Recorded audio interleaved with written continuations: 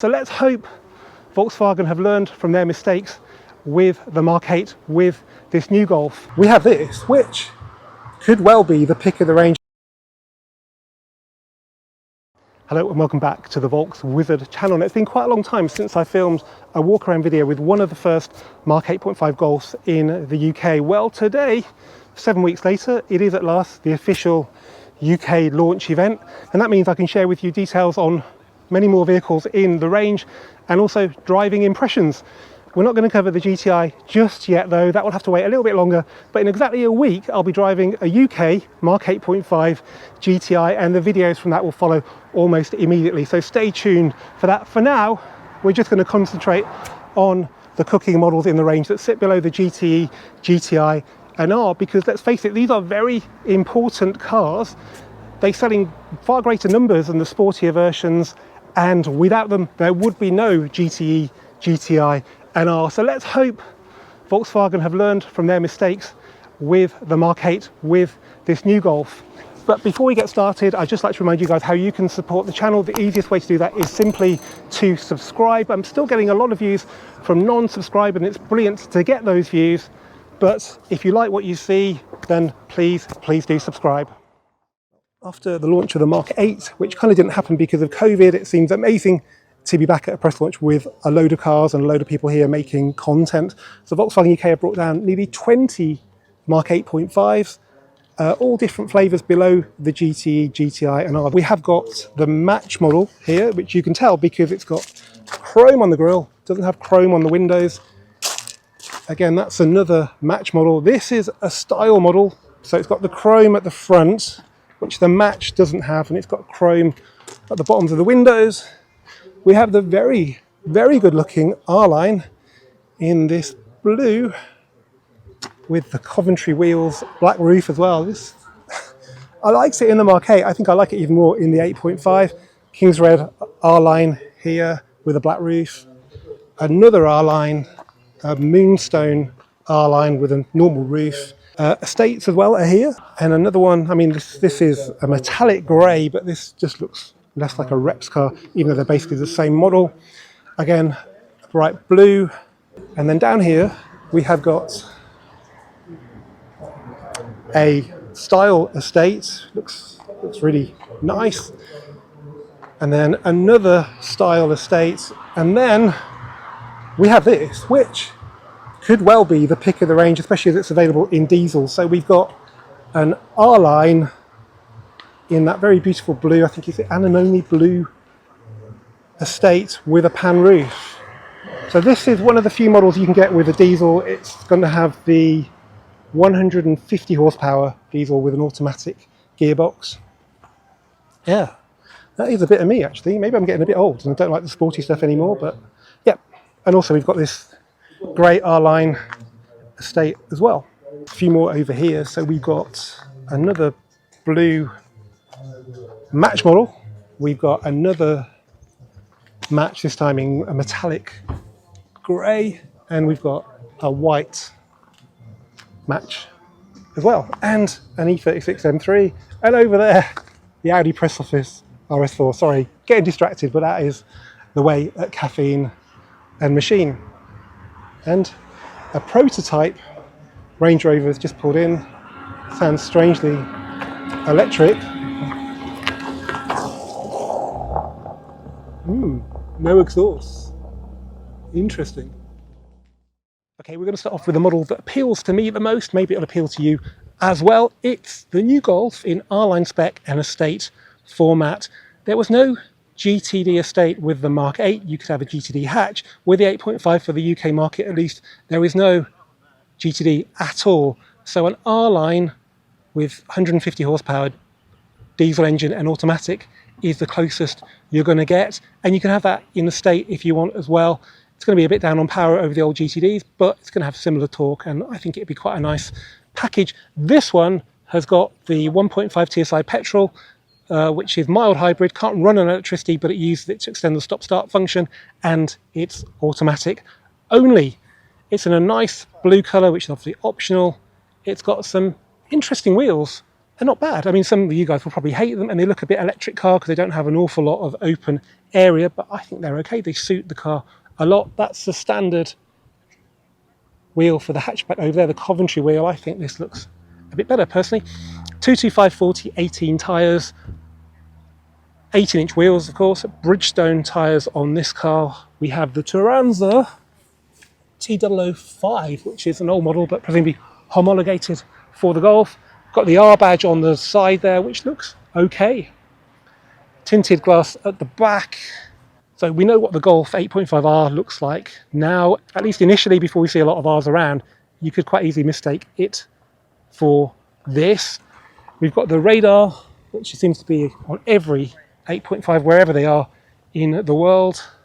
We've got the IQ lights, LED matrix headlights on this car, which I'm pretty sure could be a factory option. Big black, gloss black sill extender there. Again, gloss black at the back, looks really good. What are they doing with the exhausts then? So we have no fake exhaust, we just have a honeycomb panel. There's a big sort of gap in the middle of the bumper, that's probably for a tow bar. And then we've got the IQ lights at the back, which looks really cool. And on this car, we have the panoramic glass sunroof. You can have contrast roof on the hatchback. I'm not sure if you can have that on the estate as well. Okay, in here, first impressions, it looks very much like Golf 8. So the door card looks pretty similar. We've got Alcantara here. We've got a textured metal, maybe effect there, but it looks okay. This plastic looks a little bit shiny, but maybe it'll dull a bit with age. The seats are the ones that we're pretty familiar with from the Mark 8, so they're very much like the ones in the R, just with a bit less blue. There is some blue on them though. Carpet quality is what we've become used to with the Golf, really. It's not brilliant. Floor mats are better though, bit of a contrast stitch there. Stainless pedals as standard. And that actually looks quite good on the dash, actually. It extends all the way across to the other door. Not in the back though, but we'll have a look at those later. So let's get in and have a look. Now, obviously, the big story with the 8.5 is the new infotainment system. This is 12.9 inch. It's got Harman Kardon as well. This car, really high spec. And we have a blind, it's a touch sensitive buttons for the roof. Nice. And this sunroof on the hatch, and possibly on the estate as well, has been redesigned so it doesn't have the trim section around the outside of it. You get on the 7.5, it does tend to crack. So hopefully this will be a bit more reliable. Usual non-line glove box, but it's pretty nicely damped. Digital instrument cluster. Traditional buttons on the steering wheel. Yeah, this just feels a lot nicer. Looks more expensive rather than the shiny piano black buttons, which still live on in the actual R model itself. This might look familiar to Golf 8 owners trying to do an update.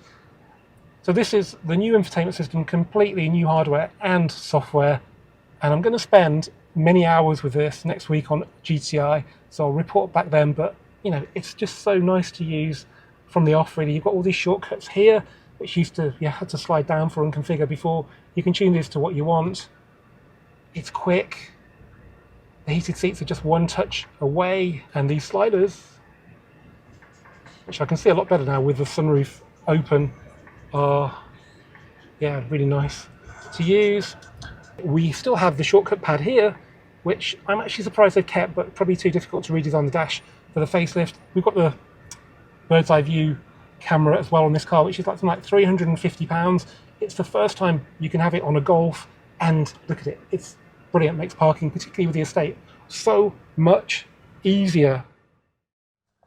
So here we've lost the metallic trim, but we've still got the Alcantara, so it's not too bad.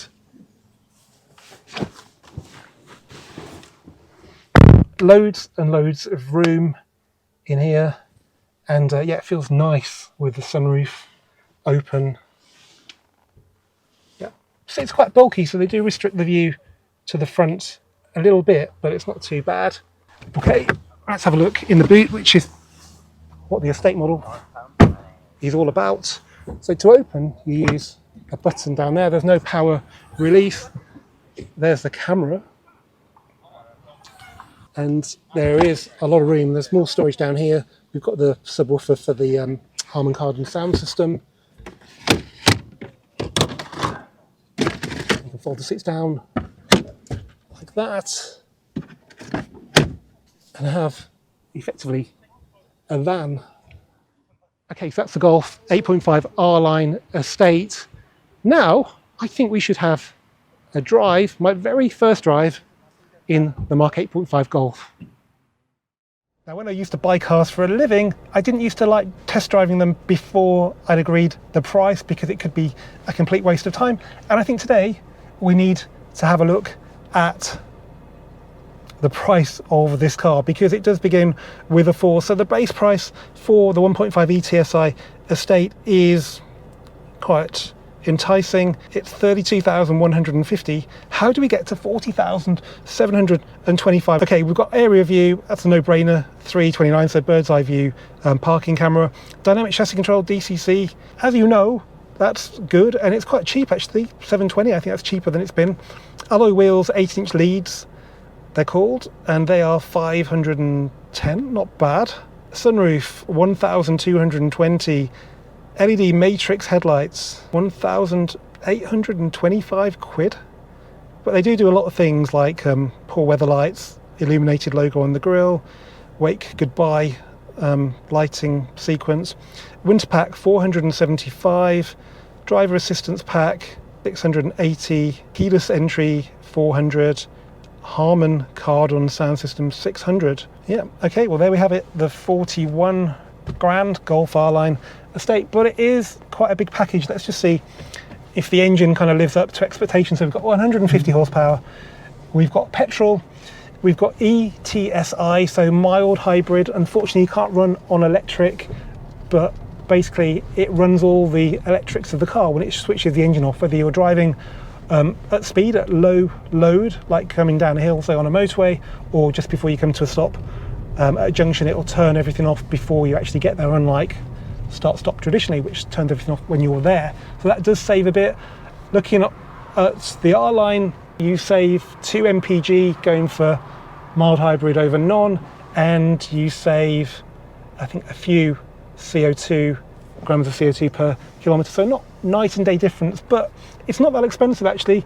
It's another sort of 1,600 quid over the manual to go for the 1.5e TSI, and that's pretty much what you'd pay extra if you were going for an automatic anyway. So basically they kind of bundle the mild hybrid system in with the automatic gearbox, which it actually needs to work properly because it disconnects the engine from the gearbox. I'll just shut the sunroof, and it is actually working on my first attempt.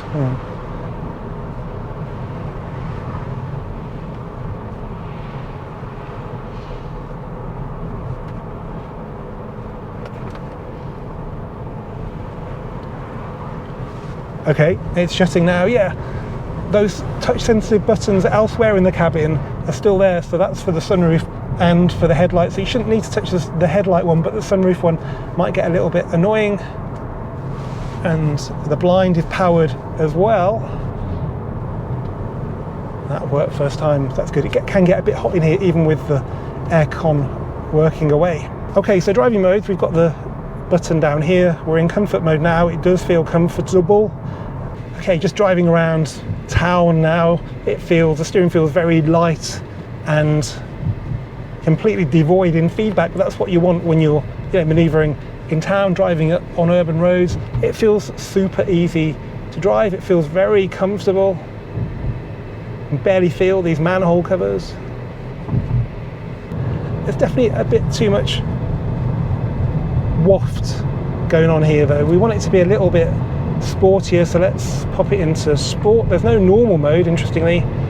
The gearbox drops a couple of ratios, and now the steering feels a little bit weightier, and the ride has firmed up significantly actually. It feels more how I'd expect it to be, so it's impressive that it can feel so comfortable in comfort mode.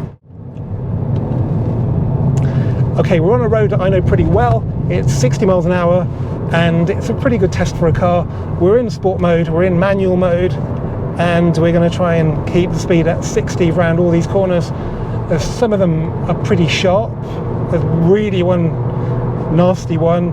Some have got some hollows in them as well, so it'll be a good test of the car's body control and damping, and let's see what we can do. The steering, it's got some sort of artificial weight to it, which isn't particularly pleasant. But here we go at 60. It's just too easy, really. This is the nasty corner, so we're doing 60 round it, and whoa! I've driven a lot ostensibly faster cars around that corner, and they haven't felt as good as that. There is some magic in the dynamic chassis control on these cars that you probably won't get in passive dampers. It is an utter no-brainer. Okay, let's have a quick talk about the engine and gearbox then. So we've got 1.5 TSI petrol, 150 horsepower, 7-speed DSG. It's not the punchiest engine in the world, but the gearbox makes the most of it. I think for most people it will be adequate. I would personally go for the diesel because they've got a lot more torque and they just feel a lot punchier than the 1.5 petrol. And the MPG would still be better, even though petrol's improved and the mild hybrid is clever technology. I think the diesel will still be a little bit better, and I think they'll be a lot more reliable in the longer term as well. But for most people, this will be perfectly fine.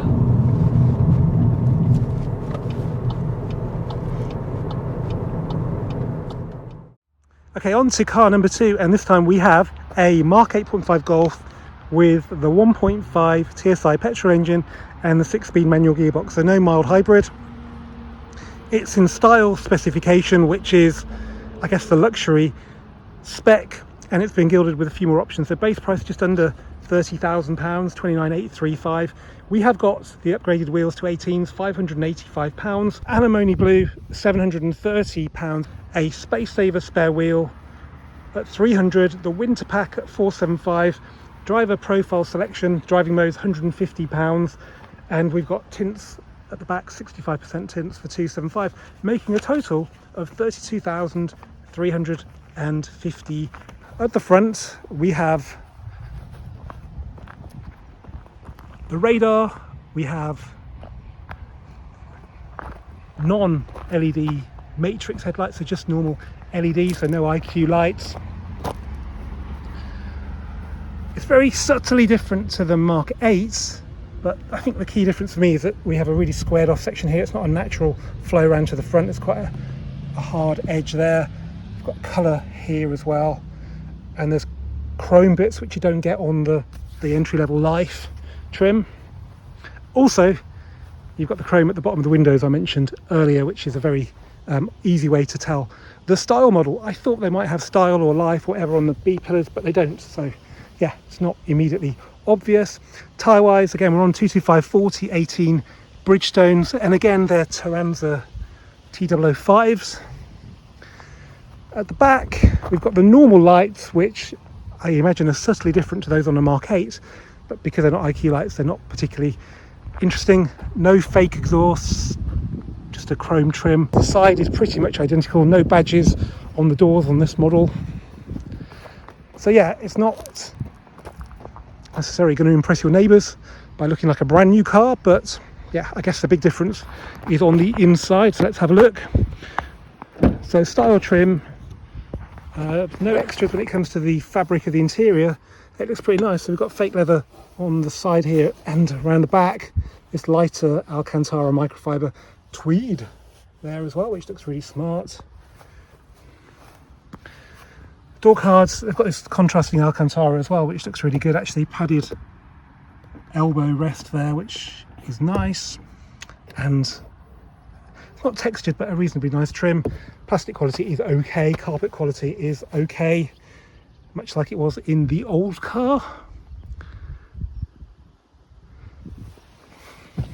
But once again though, we have the 12.9 inch infotainment system, which, like I said earlier, I'm going to test thoroughly in about a week, so look out for that. But ergonomically it works better, functionally it works better as well, so yeah, just rest assured this is good. We have this funny stick sticking out here that makes the car go faster and slower apparently. We'll talk about that later. Got piano black here, again a non-line glove box. The dash moulding is, like on the old car, quite nice and padded, so that's good. So yeah, the traditional steering wheel is back with this car as well, and that's no bad thing, but it's pretty much a Mark 8 in here really. Apart from this, and that, so it's not night and day different. Okay, so we've lost the inlay, but we've still got the contrast Alcantara and actually the padded elbow rest. That's good. And yeah, it seems weird, I think, a Mark 8 or 8.5 with normal adjustable headrest, because so many have got the fixed back seats that we have in the R-Line upwards. It feels a little less confined having these because they're a bit less bulky than those other seats, plus the headliner being lighter. It actually works really well, particularly with the lighter sections in the seats and the doors. So yeah, I am perfectly happy here.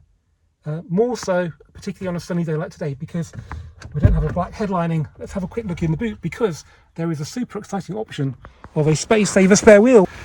And there we go. Okay, let's do that very rare thing now. Go and drive a brand new car with a manual gearbox. Foot on the clutch, press the start button, select first. Parking brake should come off automatically. There we go. Yeah, I'm in two minds about manuals in cars like this, really. I guess in the longer term they could be more reliable, but as a first owner, the autos are just so good, and they're generally better on fuel as well. So yeah, I'm not really sure who this is catering for, but we'll give it a go anyway. We've got passive dampers, so we'll be able to tell what the normal ride is like, rather than DCC, which we had on the estate. We do have the extra cost driving modes, which isn't going to affect the dampers, but it will affect the weight of the steering. It's quite cheap, but whether you actually really need it, if you're going to go manual, passive damper, you might as well just go as basic as possible, I think. But Style spec is nice because it feels quite luxurious in here. It's comfortable. I wouldn't say it feels as wallowy as a car with DCC and comfort mode, which is good. It's quiet. We've got, you know, reasonable size tyres, 225 40 18s. There's no tyre noise, very little wind noise, and we have got cylinder on demand, so we're running on half the cylinders, 2-cylinder mode right now, which is going to help MPG. So we don't have mild hybrid, but we still have that function. Okay, let's turn off start very easily from the infotainment. There we go. That's now not going to do any of that funny emission stuff. Now, as I'm pretty local to this test venue at Cafe and Machine, I know all the good roads, and this is actually a bad road because surface quality is unusually bad for Warwickshire. So on this passive damper Style, we can get a feel for how it rides.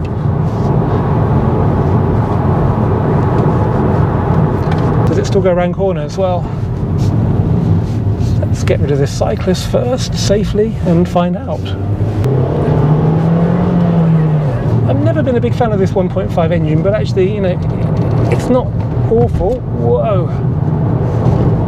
Yes, okay, I'm pretty happy that the Style model does trade a bit of its agility for comfort, which is probably exactly what the buyer would like. I'm curious to see whether we've got multi-link suspension on this car, whether it's torsion beam. From here, I'd say actually the chassis feels alright. It's just the dampers are a bit too soft, so we'll get back to base and just have a quick look underneath it. Yep, we've still got multi-link on this 150 manual.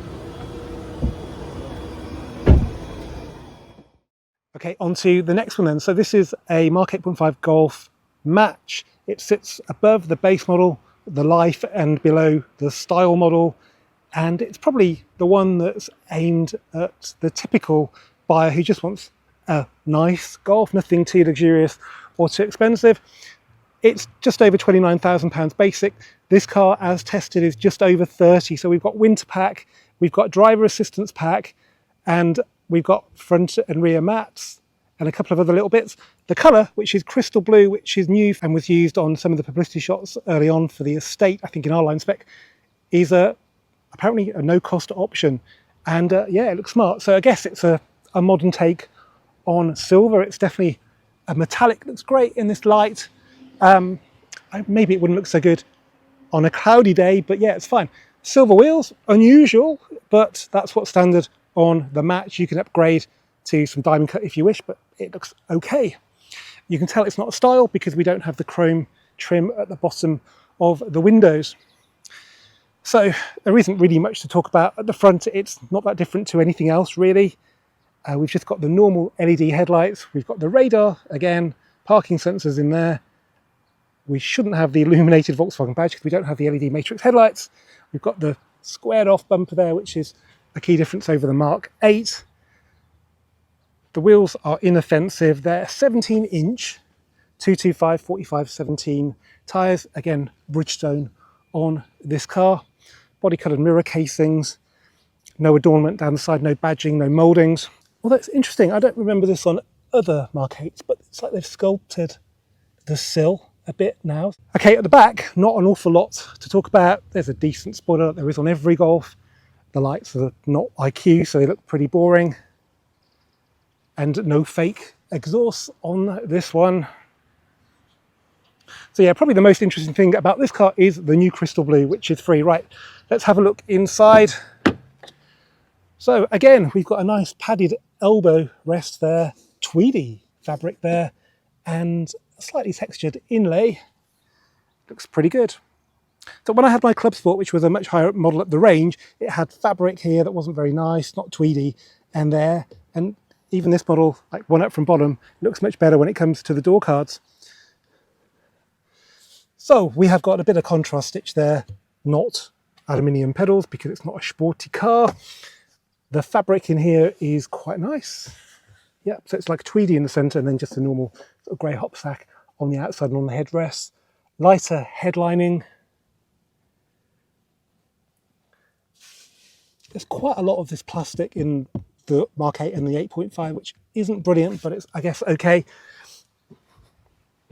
Now, once again, this car has got this funny little stick in the centre console that makes it go faster or slower. This is a 115 horsepower diesel, okay? Only available with manual. If you want 150 diesel, you have to go to R-Line, and then you can have an automatic. Okay, so in here, that inlay, you know, looks all right. And we've got the new infotainment system, 12.9 inch. It looks big, doesn't it? And that's not even the biggest one. You can get a 15 in the Passat. Active info display, the new steering wheel, electric folding mirrors, which must be standard. Yeah, it's not night and day different to the old car, but it's definitely a step in the right direction. And this is brilliant. So yeah, look out for the GTI video in about a week, which will cover the infotainment system in great detail. And yeah, as always, we've lost the inlay, but we've still got the fabric and the padding, so it's not too terrible. And we have, I think, the one zone climate control, so we don't have two zones at the front and an extra one at the back. So that looks a little bit clunky, but it's okay. Loads of space as usual. In the boots, same as the Mark 8. And we don't have anything in here, so no subwoofer, no spare wheel. Let's have a look under the bonnet just for the record, because it's always interesting to see how much actually gets painted down here.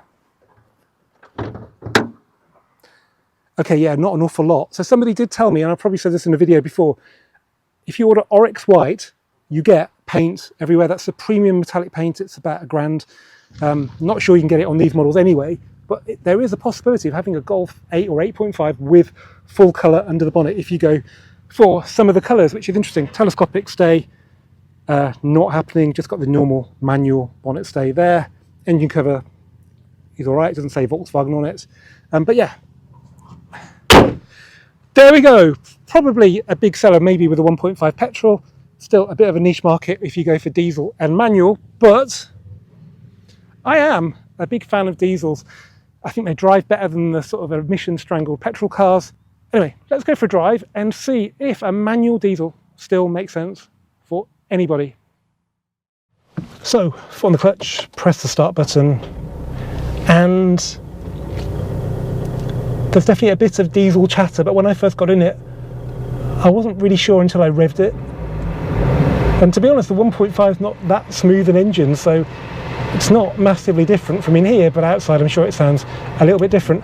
Okay, auto parking brake comes off, we've got auto hold on. So you shouldn't really need to touch the handbrake the parking brake button. When electric parking brakes came out with the Mark 7 Golf, they didn't really work that well with manual gearboxes, but now, yeah, they're pretty good, to the point where you never really need to touch them. You'll never forget to turn it on, which I always worry about with some cars where they don't come on automatically. Okay, so passive dampers, again, manual gearbox, diesel engine. We do have driving modes as an option. It's not particularly expensive, but without the dampers, I think it's a bit pointless, really. Okay, so sitting in traffic now, the engine is probably a little bit cold. To be honest, you can't really hear an awful lot above the fan for the air conditioning until you start to move anyway. You can't feel any vibrations at idle, which some of the older diesels used to do. Yeah, even though this is 115 horsepower, I don't know what the torque is, but I don't think it's going to be much lower than in the 1.5 petrol. It feels higher to me, and that's fourth gear response. It's pretty good.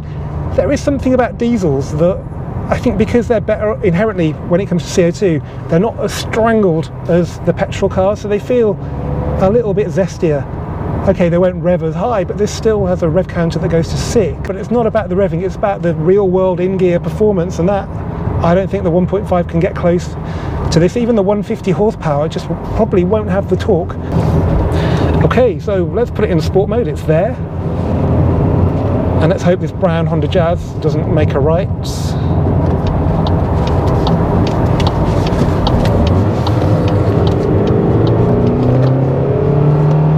You know, it's not too bad. It's kind of running out of puff before it gets to 5,000 RPM, but the mid-range is all right. So that's 60 miles an hour already. Pop it into fifth. Chassis tune feels a little bit less squidgy than the Style, but a little bit less poised than the R-Line with DCC, and probably without DCC. So it's all right. Let's head to my special corner then. So this is quite an easy one to tell if it's any good. So in we turn, and then we need a bit more lock now, and whoa, okay. Yes, there's definitely an element of slop in the chassis, whether it's the sort of sidewalls of the tyres from 17s, or just a general sort of lack of, you know, firmness in the dampers.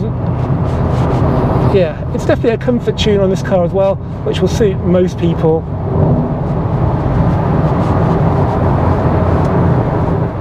Okay, so who's going to buy a 2-litre TDI 115 horsepower with a manual gearbox in match spec? Well, the match spec is good. It gives you most of the things you need, so that's good.